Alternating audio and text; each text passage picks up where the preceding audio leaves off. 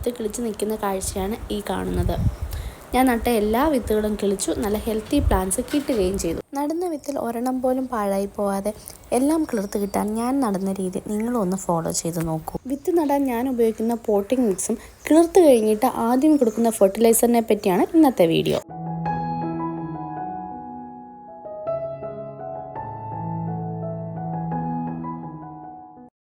Already ഞാൻ മറ്റൊരു വീഡിയോയിൽ പറഞ്ഞിരുന്നു ഒരുപാട് അടിയനത്തിന് ഇത്തവണ വിത്തുകൾ കിട്ടിയെന്ന്.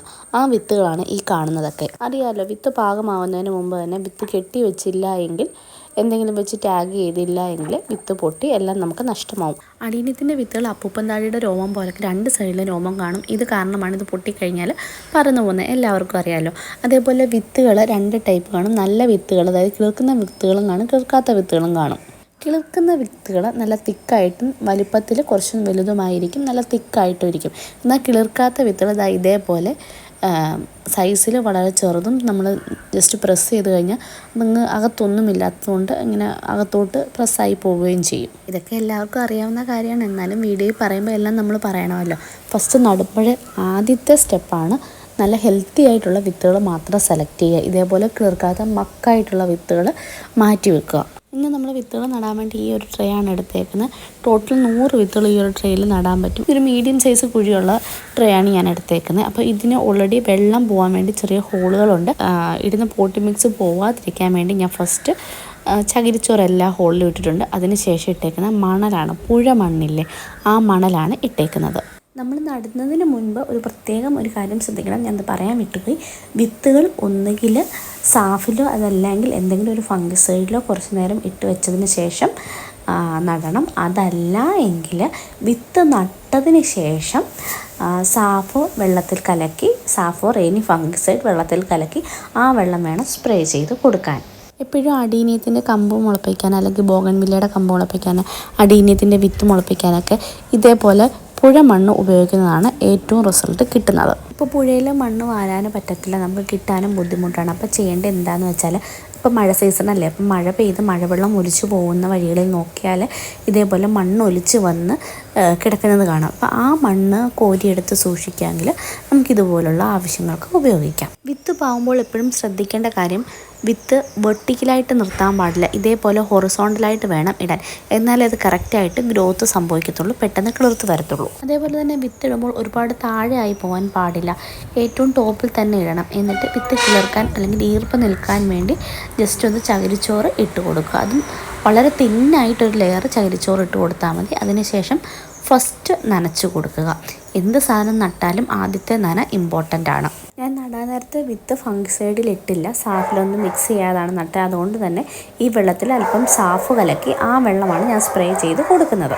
വിത്ത് ഫംഗിസൈഡിൽ മുക്കി നടുന്നതോ അതല്ല എങ്കിൽ ഫംഗിസൈഡ് കലക്കിയ വെള്ളം ആദ്യം സ്പ്രേ ചെയ്ത് കൊടുക്കുന്നതും വിത്തുകൾ അഴുകി പോകാതിരിക്കാനും ഫംഗൽ ഇൻഫെക്ഷൻ വരാതെ നമുക്ക് 100% നന്നായിട്ട് വളർന്നു കിട്ടാൻ ഹെൽപ്പ് ചെയ്യും. 4-5 ദിവസം ആകുമ്പോൾ മുതൽ വിത്തുകൾ മുള പൊട്ടി ഇതേപോലെ മണ്ണിന് മുകളിലേക്ക് അല്പം പൊങ്ങി നിൽക്കും. 1 വീക്ക് ആകുമ്പോഴത്തേക്ക് ഈ മുള പൊട്ടിയ വിത്തുകളെല്ലാം മുകളിലേക്ക് വന്ന് അതിൻ്റെ സീഡിൻ്റെ തോട് മുകളിലായിട്ട് നിൽക്കുകയും അത് പതുക്കെ തന്നെ മാറി 2 ഇല പരുവത്തിൽ വലുതാവുകയും ചെയ്യും. ഒരാഴ്ച കഴിഞ്ഞപ്പോൾ ഉള്ള റിസൾട്ടാണ് ഇത്രയും. ഓൾമോസ്റ്റ് എല്ലാം കിളിർത്തിട്ടുണ്ട്.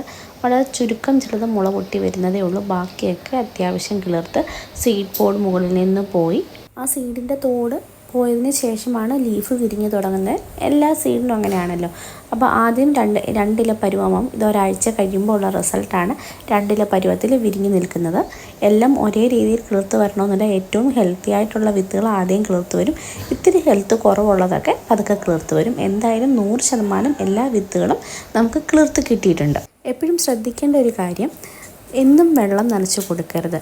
പോട്ടി മിക്സ് ഡ്രൈ ആവുന്നതനുസരിച്ച് മാത്രമേ വെള്ളം നനച്ച് കൊടുക്കാൻ പാടുള്ളൂ. നമ്മൾ ആദ്യം നട്ട വിത്തുകൾ കിളിർത്ത് കിട്ടുന്ന സമയം കൊണ്ട് ഓൾറെഡി നിന്ന് കുറച്ച് വിത്തുകൾ കൂടി പാകമായിരുന്നു. അത് ഞാൻ നട്ടായിരുന്നു.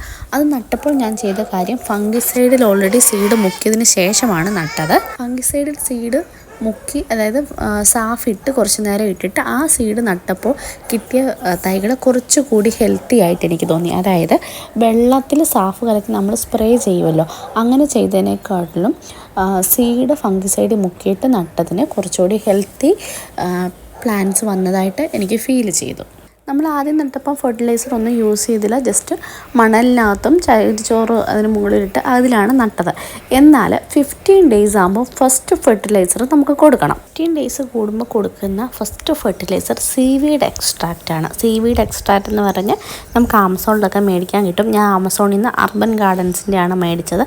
200 ml ഒരു ബോട്ടിലായിരുന്നു മേടിച്ചത്. ഏകദേശം 290-210 വിലയായിട്ടുണ്ട്. ഇത് എങ്ങനെ യൂസ് ചെയ്യേണ്ടതെന്ന് വെച്ചാൽ ഇതിൽ നിന്നൊരു 5 ml എടുക്കുക. 5 ml എടുത്തിട്ട് 1 ലിറ്റർ വെള്ളത്തിൽ മിക്സ് ചെയ്യണം. എന്നിട്ട് അത് ഇതിൻ്റെ ചുവട്ടിൽ ഒഴിച്ചു കൊടുക്കുക. ശരിക്കും നല്ല റിസൾട്ടാണ്, പറയാതിരിക്കാൻ പറ്റില്ല. ഇത് ഒഴിച്ചു കൊടുത്തതിന് ശേഷം പ്ലാന്റ്സിൻ്റെ ഗ്രോത്ത് ഭയങ്കര ഫാസ്റ്റാവും. നല്ല ഹെൽത്തി ആയിട്ട് വളരും. നല്ല ഫാസ്റ്റായിട്ട് പ്ലാന്റ്സിന് വളരും. ഇതിന് മാത്രമല്ല, മിക്കവാറുമുള്ള എല്ലാ ചെടികൾക്കും ഇത് ഒഴിച്ചു കൊടുക്കാം. അടീനിയം തൈകൾക്ക് 15 ഡേയ്സ് കൂടുമ്പോഴാണ് ഇത് റിപ്പീറ്റായിട്ട് ഒഴിച്ചു കൊടുക്കേണ്ടത്. ആദ്യത്തെ 15th ഡേയിൽ അല്ലെങ്കിൽ അത് കഴിയുമ്പോൾ ഒഴിച്ചു കൊടുക്കുക. അതിനുശേഷം ഒരു 15 ഡേ ഗ്യാപ്പ് ഇട്ടിട്ട് പിന്നെയും സെയിം ക്വാണ്ടിറ്റി ഒഴിച്ചു കൊടുക്കുക. ഈ വീഡിയോ ഇഷ്ടപ്പെട്ടെങ്കിൽ, എന്തെങ്കിലും ഉപകാരപ്രദമായി തോന്നുകയാണെങ്കിൽ ലൈക്ക് ചെയ്യാനും ഷെയർ ചെയ്യാനും സബ്സ്ക്രൈബ് ചെയ്യാത്തവർ സബ്സ്ക്രൈബ് ചെയ്യാനും മറക്കരുത്. അപ്പോൾ അടുത്ത വീഡിയോയുമായിട്ട് എത്രയും പെട്ടെന്ന് കാണാം. അതുവരെ എല്ലാവർക്കും ബൈ.